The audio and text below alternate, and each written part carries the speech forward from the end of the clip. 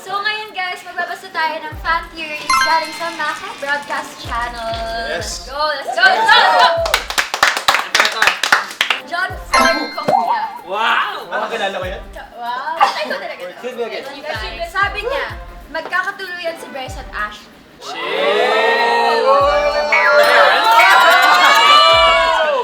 Ito, galing kay Eliza Ashley. Feel ko aamin na si Shanti yung direkta kay Shanti. As in, walang paliwag ko. Natawa. At comeback ng actor, syempre. At si Josh Kalapin, si Elijah. Sabi ni Eliza Ashley Arza. Bakit ka ba nun? Okay lang? Ay.